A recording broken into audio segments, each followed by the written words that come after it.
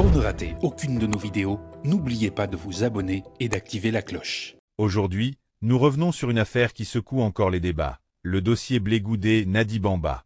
Au cœur des discussions, une voix attendue décide enfin de s'exprimer, Annie Tcheley. Connue pour son franc-parler et son sens de la précision, elle livre ici sa version, ses vérités et ses éclaircissements sur une affaire où les interprétations se multiplient. Entre faits, ressentis et rappels importants, son intervention apporte un nouvel éclairage qui pourrait bien redistribuer les cartes. Installez-vous, car ce que vous allez entendre ne laissera personne indifférent. On va resituer les choses. Charles Blé Goudé a parlé. Il a dit 4 faits. Il a été précis. Il a dit des faits, des noms, des lieux. C'est cela. En un, il a dit qu'en 2009, on lui a demandé de présenter des excuses à l'ancien Premier ministre Soro Diop parce qu'il avait demandé que, conformément à tous les accords, eh bien, la rébellion désarme avant les élections. Ça, c'est un. Madame Nadiani Bamba n'a pas apprécié, l'a convoqué chez elle. Et donc, c'est comme si c'était retrouvé dans une espèce de guet-apens. Parce qu'il arrive, il y a le Premier ministre, il y a Konaté Sidiki, il y a Mété Sindou, et puis quelques instants après, le chef de l'État. Et elle lui demande de présenter des excuses pour avoir demandé ce qui lui semblait normal. Donc il se tourne vers le chef de l'État. Le chef de l'État lui dit, présente tes excuses. Il présente ses excuses. Qui est-il? Entre un chef d'État et un Premier ministre, qui est-il? Ce sont les faits qu'il vous a rapportés à vous. Oui, mais je les ai su le même jour, parce qu'il était déboussolé. Moi, j'ai vu un Charles Blé Goudé dépassé, déboussolé. Il ne comprenait pas. Donc, il a fait ça, puis nous, on l'a calmé, on dit, bon, c'est pas grave, bon, on l'a calmé comme on a pu. Donc, il raconte ça. Ensuite, il dit que pendant qu'ils étaient à la CPI, le président de la République lui a demandé donc d'intervenir auprès de l'ancien président du FPI pour que le siège qu'il croyait être celui du FPI soit rétrocédé à Dame Nadiani Bamba, qui en serait la propriétaire. Il intervient et puis on lui redonne la maison. Ça fait le deuxième fait. Le troisième fait dont il a parlé, c'est que pendant qu'il était à la CPI, après qu'ils aient été acquittés et que lui, qu'il était à la CPI à La Haye, M. Diaby Youssouf, qui était à l'époque son directeur de cabinet, vient le voir et lui dit qu'il a une commission de la part de Mme Nadiani Bamba. Il lui dit ceci, Mme Nadiani Bamba me fait dire que plus jamais tu ne verras le président Gbagbo. Si tu le vois, c'est à la télé, ou si tu l'entends, c'est à la radio. Ça, c'est un fait. C'est le troisième fait. Le quatrième fait, Diaby Youssouf lui fait l'autre commission. Elle me dit que tôt ou tard, elle aura ta peau. Voilà les 4 faits pour moi. Et c'est de ça, c'est ça le fond. Tout le reste, tout ce qui est autour. Pour moi, c'est du verbiage. Est-ce que quelqu'un a démenti ces faits-là? Parce qu'on a eu Konaté naviguer, il les a confirmés. Dans tout ce qu'il a dit, il a confirmé. On a eu l'ancien ministre Konaté Sidiki, il a confirmé. Tous les 4 faits. Tous les 4 ont confirmé. Donc, c'est ça le cadre. C'est dans ça que nous devons discuter. C'est de ça que nous devons parler. Très bien. Tout le reste, franchement, alors, tous les gens qui sortent, Diaby Youssouf, je vais revenir sur chacun, sur Diaby Youssouf, sur ce qu'il a dit, sur ce que Demba Traoré a dit, mais je crois qu'on est dans un moment qui est trop grave. Pour moi, je ne peux même pas qualifier ces faits, je ne peux pas les qualifier. Avant d'écouter Daouda, est-ce qu'un jour vous auriez eu vous-même la capacité de dire « Attention, voilà ce que je pense », s'être passé en telle année sans l'interview de Charles Blé Goudé? Est-ce qu'on aurait eu cela de vous? Mais moi, j'avais prévenu, il y a quelques années déjà. J'ai prévenu, j'ai fait des vidéos, j'ai dit attention. Le jour où Charles Blé Goudé va ouvrir sa bouche pour parler, l'expression que j'ai utilisée, c'est qu'il y a des gens qu'on va poursuivre avec des bois de placali dans ce pays. Très bien. Daouda, commençons par vous. Merci beaucoup, Christelle. Madame Annie Tcheley, merci d'être là. Mais avant de commencer, vous savez qu'il y a quelqu'un qui a juré sur le Coran dernièrement. Et je sais que vous êtes chrétienne. Et la Bible dit comme ça, dans Jean 8, verset 32, Waouh! vous connaîtrez la vérité. Et la vérité vous affranchira. Donc je pense que si l'envie vous vient de jurer, je vous ai Donc apporté vous une avez Bible. une Bible. D'accord, Si vous avez envie de jurer, en tout cas, la Bible elle est là. d'accord. C'est pas un Louis II, mais c'est une Bible. Oui, c'est Voilà. une Bible. Voilà. Donc je pense que vous allez dire la vérité. Oui. Ok. Mais moi, je dois dire que je suis chrétienne. Et moi, en tant que chrétienne, je ne jure pas sur la Bible. Je ne jure même pas. Donc, même pas sur la Bible. Je ne jure même pas. Parce que je suis chrétienne. Maintenant, jurer sur un Coran ne dit pas qu'on dit la vérité. Parce que je vais venir dessus tout à l'heure. M. Demba Traoré a dit beaucoup de contre-vérités. J'ai noté, pour ne pas oublier, j'ai noté tout ce que lui et Diaby Youssouf ont dit. Donc, je suis très à l'aise. On va aller en profondeur. Oui, oui, oui, je suis très, Allons-y, très à l'aise. Mais avant d'aller en profondeur, ma première question à vous. Et je pense que, comme Charles Blé Goudé, c'est votre petit frère, depuis 3 ans, il est en Côte d'Ivoire. Et pendant des années, il est au courant de cette affaire. Il n'a jamais parlé. Qu'est-ce qui pressait? Quel a été le déclencheur pour que ce soit maintenant que M. Charles Blé Goudé nous dise tout ça? Quel est l'objectif derrière? Mais c'est le ras-le-bol. Ça fait 12 ans que ça dure. Ça fait 12 ans de calomnie. Ça fait 12 ans de diffamation. En 2013, le 17 janvier 2013, on prend Charles Blé Goudé au Ghana. Il est enchaîné, il est dans le coffre d'une voiture et eux, ils commencent. Oh, Charles Blé Goudé, il a dealé avec le pouvoir. Il arrive en Côte d'Ivoire, à la DST, il fait 14 mois à la DST. On dit non, tous les soirs, il est dans une villa, il boit du champagne avec l'ex-ministre, paix à son âme, Ahmed Bakayoko. Vous comprenez? On le prend, on l'emmène à la CPI. Pendant qu'il est en train de partir, oh, il s'en va témoigner contre le président Gbagbo. Il arrive à la CPI. À un moment, on dit, ah, mais il frappe le président Gbagbo. Ils font dire à Johnny Pacheco qu'il frappe le président Gbagbo en prison. Vous savez, la CPI, il n'y a pas un coin caché. Moi, j'ai commencé à aller à la CPI. Je suis allé à la CPI de 2012 à 2019. Le président Gbagbo est arrivé le 5 décembre 2012 à la CPI. Moi, je suis allé de 2012 à 2019, quand il n'y avait pas beaucoup de gens qui y allaient. Comprenez? Donc, ce n'est pas un espace où on peut se cacher pour aller frapper quelqu'un. Les gardes sont là. Ils sont armés. Et puis, les box sont là. Vous discutez. À quel moment, lui, il frappe le président Gbagbo? À quel moment? Mais ils ont dit ça. Ils ont dit tellement de choses. Ils ont dit tellement de choses. On a dit après, quand il est resté là-bas, Charles Blé Goudé a été abandonné à La Haye. Hein. Il a été abandonné. Je suis désolée. Moi, je dis les choses. Ben, il a été abandonné. Il était parti avec le président Gbagbo. Mais quand le président Gbagbo rentrait, il s'est occupé de lui. Il ne s'est pas occupé de Charles Blé Goudé. Donc, il est resté là-bas à La Haye. Mais ma question reste quand même fondamentale. Oui. Pourquoi? Mais je suis en train de vous dire pourquoi. C'est-à-dire que je vous cite tout ce qu'il a vécu. Et il arrive ici, on dit qu'il est avec le pouvoir, que c'est un vendu, c'est un traître.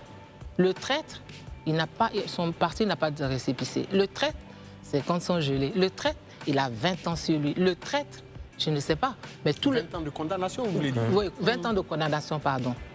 Mais tous les autres ont été soit amnistiés, soit graciés. Il y a des gens qui étaient en exil pendant 10 ans, ils sont rentrés, ils ont eu le rappel de leurs 10 ans de salaire, ils ont été réintégrés dans leurs fonctions. Mais c'est Charles Blé Goudé qui est le traître. Donc c'est une accumulation. On l'a poussé à bout. C'est-à-dire que nous sommes des êtres humains. Tu as beau te retenir. Tu as beau te dire, mais il a sa dignité, il a ses enfants, il a sa femme, il a sa famille. Je vous rappelle que pendant qu'il était à la CPI, toute sa famille a été décimée. Tout le monde est mort. Tout le monde est mort. Quand on va dans le village de Charles Blé Goudé à Pau, avant d'arriver à Pau, au bord de la route, il y a la tombe de son père. Les gens, tous ces gens-là, ils vont à Pau. Mais personne ne s'arrête. Personne ne s'est jamais arrêté pour marquer juste une pause. Nous sommes des humains. À quel moment on décide qu'on animalise un être humain? Très bien. À quel moment? À quel moment on perd toute compassion? À quel moment on s'acharne comme ça sur quelqu'un? Donc c'est tout ce ras-le-bol-là qui a fait qu'il est sorti. Mais je vous précise que Charles Blé Goudé n'a même pas dit le centième de ce qu'il a. Donc on attend un acte 2. Non, il n'y a pas d'acte 2. Revenons sur les propos donc, tenus par Charles Blé Goudé.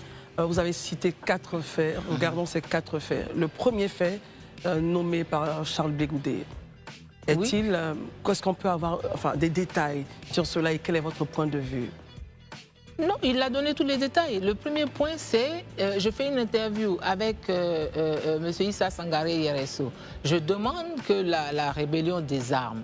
On me convoque 3 jours après. Je suis sommé de présenter des excuses. C'est une incompréhension. Mais tout ça, il a gardé pour lui. Tout ça, il a gardé pour lui. Margus, comment est? Alors, ma très chère Annie Tchélé, je rappelle que ma première émission télé en Côte d'Ivoire, c'est avec vous. À l'émission On est ensemble. Oui. Vous m'aviez donné, pour la première fois de mon histoire, l'opportunité de m'exprimer sur les médias d'État. Oui. Je voudrais donc profiter de l'opportunité pour vous dire merci. De rien. Cela dit, quel rapport entretenez-vous aujourd'hui avec le président Laurent Gbagbo? D'abord, au moment où il exerçait le pouvoir d'État, et lorsqu'il est allé à la CPI, quel rapport entretenez-vous avec lui? Moi, et personnellement. lorsqu'il est sorti donc, de prison, aujourd'hui, quel rapport entretenez-vous? Moi, personnellement, avec lui? Oui, bien sûr. je ne suis pas venu vraiment, je vais répondre, mais en fait, je ne suis pas venu pour parler de mes rapports avec le président Gbagbo. Mais quand il était au pouvoir, moi, j'ai connu le président Gbagbo et son épouse le même jour, en 2000. À quelle occasion? À l'occasion d'une croisade de prière. Vous parlez de Mme Simone et Yves Gbagbo? Oui, son épouse, oui, docteur Simone et Yves Gbagbo. À l'occasion d'une croisade de prière. Très bien. C'est là où on s'est connus. Et moi, quelques jours après, quelqu'un est venu me dire « Ah, le président Gbagbo veut te voir ». Je suis allée à la résidence. C'est comme ça que je les ai connus tous les deux le même jour. Donc, je suis une artiste. Moi, j'avais ma boîte de production. Je faisais ce que j'avais à faire, mon travail. Mais c'est vrai que quand la guerre est arrivée, j'ai été habitée par un sentiment d'injustice. Moi, ce qui m'a mise en mouvement, c'est l'injustice. Je me suis dit, voici quelqu'un qui a été élu, qui n'a pas eu le temps de travailler, et puis voilà ce qui lui arrive. J'ai trouvé ça pas juste. Donc, je me suis levée comme des millions d'Ivoiriens. Et c'est aussi en 2002 que j'ai connu Charles Blé Goudé. Et si je suis restée dans cette lutte-là, c'est Charles Blé Goudé qui nous a maintenus. C'est lui qui avait vraiment... Voilà, parce qu'après moi, je ne comprenais plus rien. Mais c'est lui qui a fait que je suis restée. Voilà. Très bien. Docteur Barry. Alors, Annie Tchélé, aujourd'hui, les révélations de Charles Blé Goudé sont vécues comme un séisme de part et d'autre. On sent une famille désunie, pour ne pas dire une famille divisée. Le fils qui ne parle plus à son père, le père qui ne parle plus à son fils. Est-ce que ce n'est pas trop facile, selon vous, de pointer seulement du doigt Mme Nadiani Bamba comme responsable de ce désaccord, sachant que le président Gbagbo a été président de la République, c'est quelqu'un d'un certain âge, on dit en Afrique, excusez-moi, je ne vais pas dire vieillesse, mais un âge avancé est synonyme de sagesse. Est-ce que ce n'est pas trop léger que de pointer le doigt accusateur sur seulement Mme Nadiani Bamba comme responsable de cette distance entre le père et le fils? Moi, je ne sais pas. On ne parle pas de, je ne parle pas de distance, on parle de faits. Moi, je reste sur les faits. Je n'interprète pas. Charles Blé Goudé dit, en 2009, Mme Nadi Bamba m'a convoqué. Ça, c'est un fait. Charles Blé Goudé dit, on m'a dit d'intervenir auprès de M.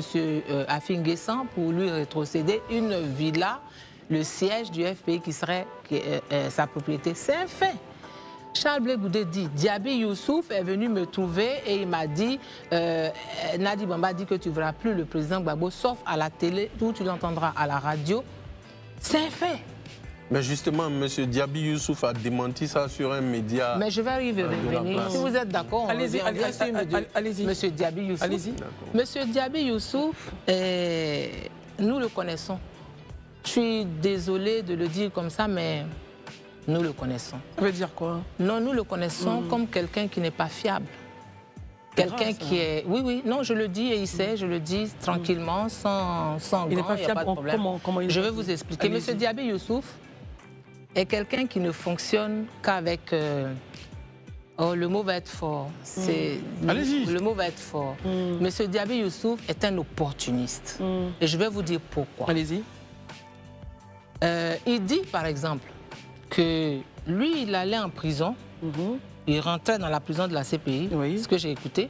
Et puis, lui, de son téléphone, il appelait le ministre Touré Mamadou pour parler à Blé Goudé et donc il recevait de l'argent. Ça, c'est comme s'il n'est jamais allé à la CPI. À la CPI, même une feuille ne rentre pas. Ouais. Quand vous arrivez, vous avez un box à l'entrée, vous mettez tout, vous entrez comme ça, même votre manteau. Et puis on vous fouille, les ceintures, tout ça. Donc, il n'est pas possible d'entrer à la CPI avec un téléphone. Mais comment lui, c'est vrai, comment Charles Blé Goudé parle au ministre Mamadou Touré, ça je vais vous expliquer. Diaby Youssouf, c'est un opportuniste, je le répète. Donc le ministre Mamadou Touré est à Paris. Et Diaby Youssouf fait mains et pieds pour le rencontrer. Moi je parle, il y a des témoins, le ministre Touré Mamadou, il est vivant. Donc, Diaby Youssouf fait mains et pieds pour le rencontrer. Et quand il le rencontre, quand il a fini de régler, lui, ce qu'il avait à régler, on est en 2018. Touré Mamadou et Charles Blé Goudé ne se connaissent pas. Ils ne se sont jamais parlé. C'est lui qui lui dit « Ah, je vais appeler mon patron Blé Goudé et puis tu vas lui parler. C'est comme ça qu'il appelle Blé Goudé. Et c'est la première conversation entre Blé Goudé et le ministre. Est-ce que Blé Goudé avait un téléphone là-bas? Merci d'avoir suivi cette analyse jusqu'au bout. Les propos de Annie Tchelay ouvrent un nouvel angle de lecture dans l'affaire Blé Goudé-Nadi Bamba, et le débat reste plus que jamais ouvert. Si cette vidéo vous a éclairé, n'hésitez pas à liker, commenter et vous abonner pour soutenir le travail. Partagez-la autour de vous afin que chacun puisse se faire sa propre opinion. On se retrouve très vite pour de nouvelles analyses, toujours dans la vérité et la clarté. Prenez soin de vous et restez connectés. Nous finissons notre émission avec ce proverbe africain. Lorsque les racines sont profondes, il n'y a aucune raison de craindre le vent.